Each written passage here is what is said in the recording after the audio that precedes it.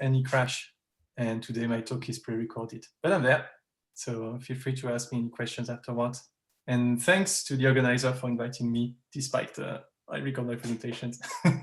That's exciting to see this. So let's start. And what's also good is that I don't have to remind you after 10 minutes because you're well timed already.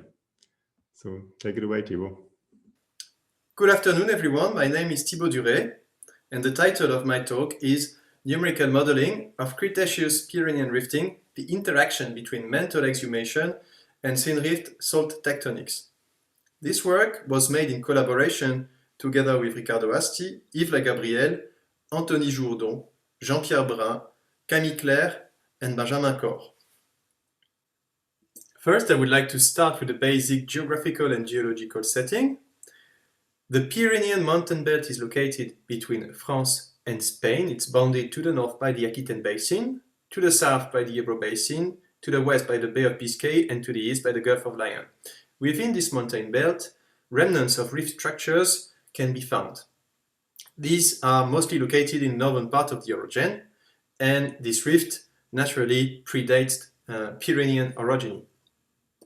So one may ask, what are the specificities of the Cretaceous Pyrenean rift? And to answer this, we can have a look at one key outcrop here, located in the city of, or the locality of Urdache. That's an example of an interpreted landscape from a paper of Lagabrielle et al. 2019. You see at this place the intimate relationship between mantle, exhumantle, crust, which is hyperthinned, pre-rift cover in blue, and Synrift sediments in green. So the pre-rift sediments are preserved here in the distal domain, and they are in contact with the exhumantle.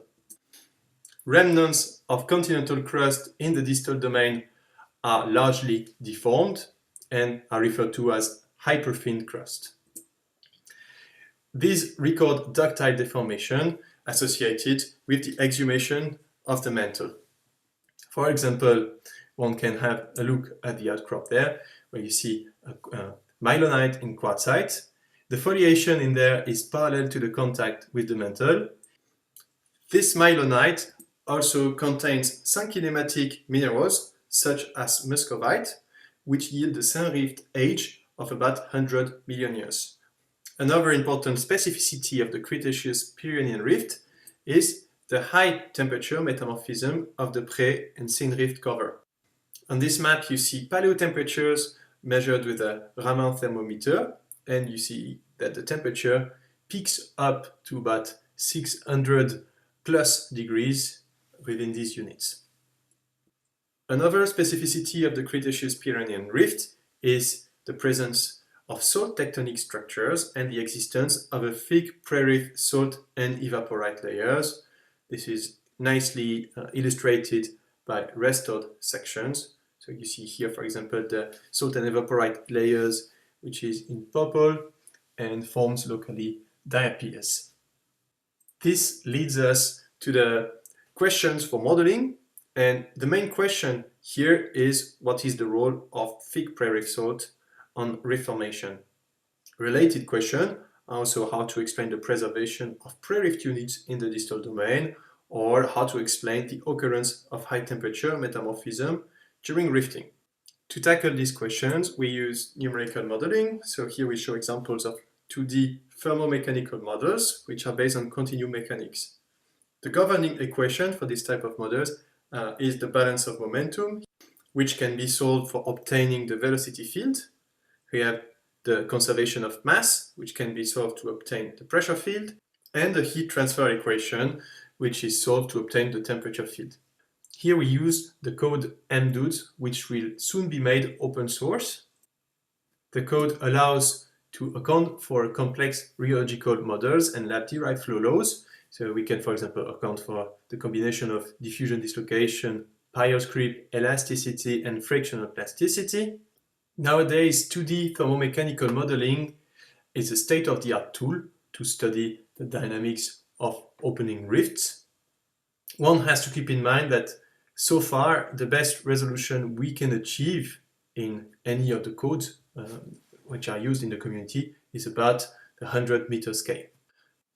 Another point to keep in mind is that since models are based on continuum mechanics, what we refer to as faults are actually ductile shear zones. Now I want to show you a simple 2D thermomechanical model of rifting that shows the importance of geological inheritance on rifting dynamics. In this model, you see in red a homogeneous crust, in light green a homogeneous mantle lithosphere, and in darker green a homogeneous astenospheric mantle. If we apply extension to this layered system, you can obtain the development of a symmetric rift. This is the upper right image here. In contrast, if one includes layering within the crust and the mantle here, one obtains a totally different structure here.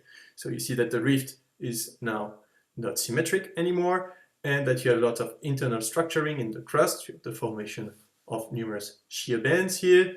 You have extraction structure which are modeled, and also the exhumation of subcontinental mantle to the right side of the domain. This shows the key importance of the role of heterogeneities and anisotropy.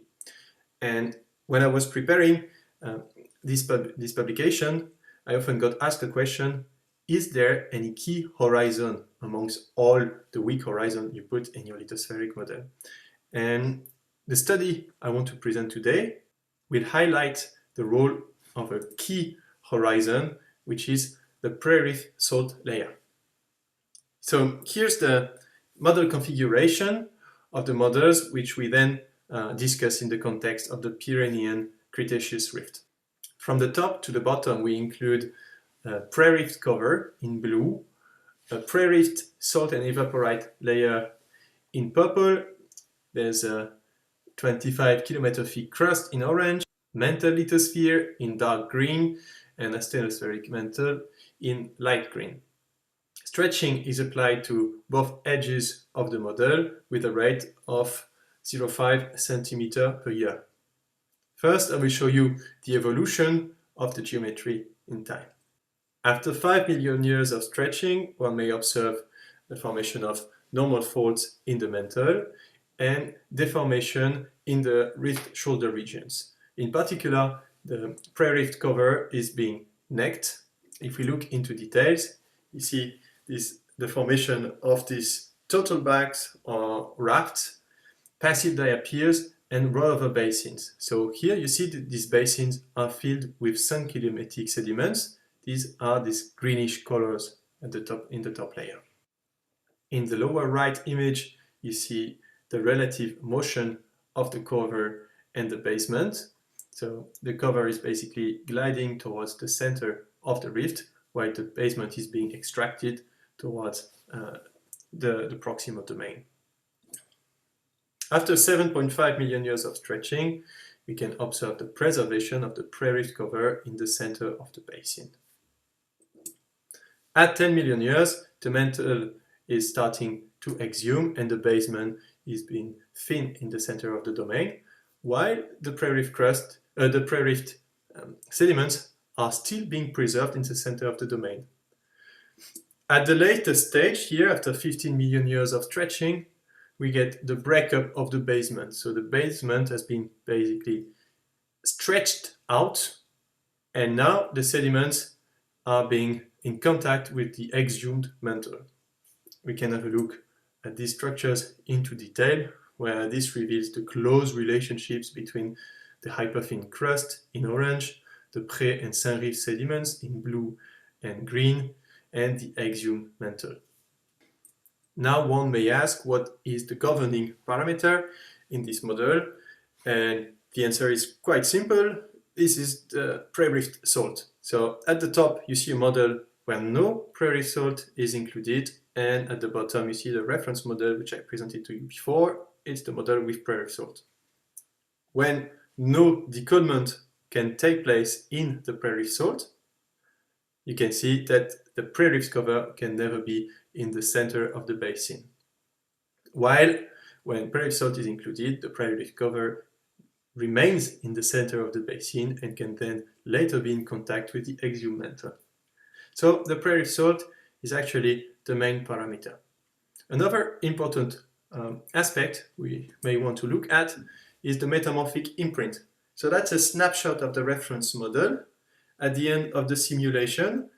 And what you see here is the temperature variation within the different lithologies. So what is in blue and has a negative temperature variation of about 700 degrees, it's basically the mantle. So the mantle has been exhumed close to the surface and sediments, and it cooled down by 700 degrees, while in the top layers, which are basically the basement and the sediments, you see darker red colors that indicate temperature increase of about 400 to 500 degrees locally.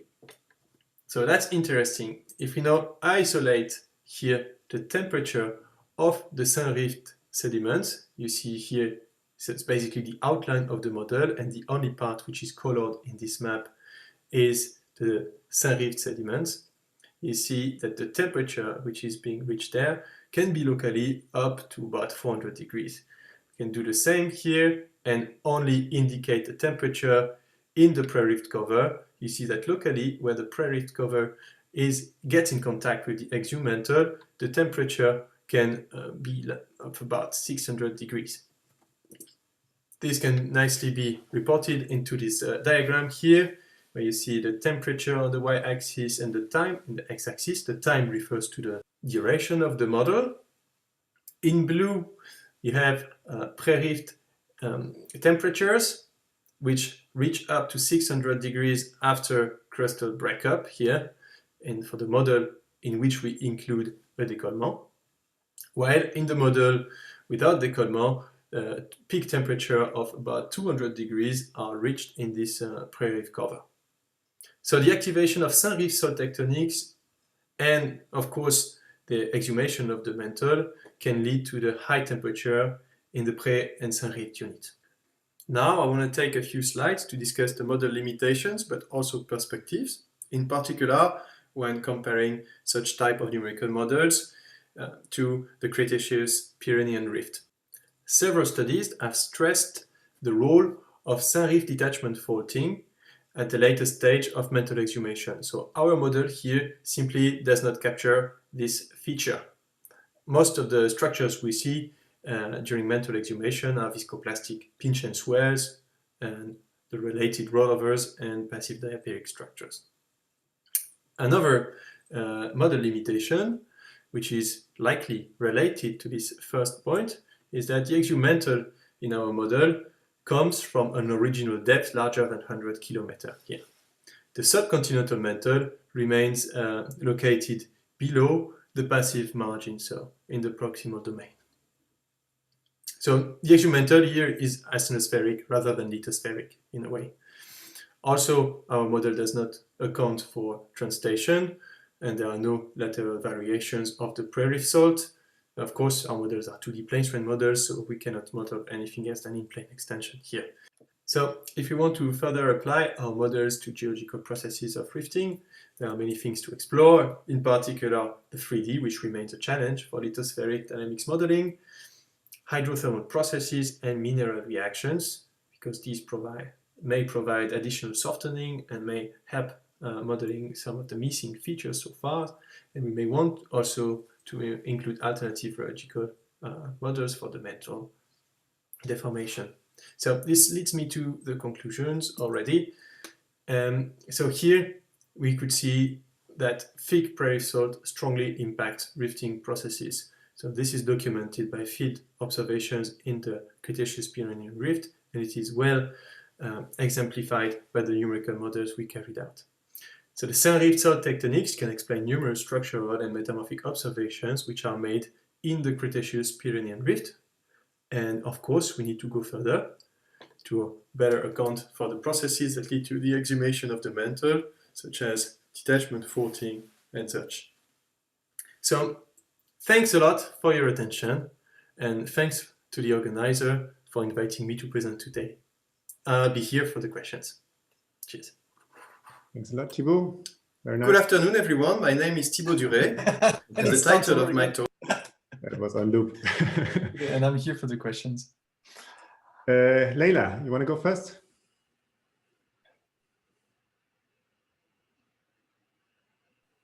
If you are speaking, you have to unmute. Okay, hi. Thanks, Thibault. So I want to ask you what is the relationship between salt flow and horizontal stress during block rotation, for example? Can you be a bit more precise? What stress in what? When you rotate your block, I mean, just to know if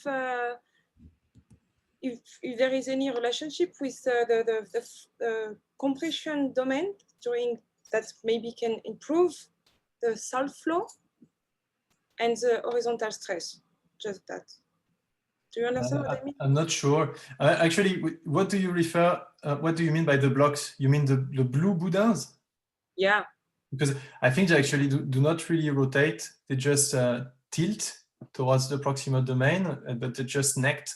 You see on this picture, for example, they don't really rotate. And the flow is actually, the flow of the salt is passive. So it's what you see, the things that look like diapirs between the different blocks, they are what they call passive diapirs. I know I've seen some papers also using this term to qualify this type of structures. It's because this layer is being necked and the weak material below is just filling the gap.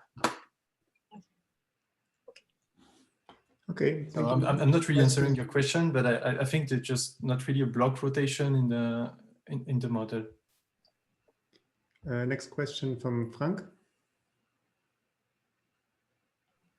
Hello, thanks for the nice presentation. I just had a bit of a more generic question about why is there actually salt in the area before rifting? It's a good question. I'm not expert of the paleogeography of this case here. So I just know about the reconstructions. There are numerous reconstructions that point towards this region, this paleo region, which had the likely condition for promoting salt evaporite basin formation. So you have more. The best is I can refer to some publications, but I cannot go further on this question. No problem. Thank you.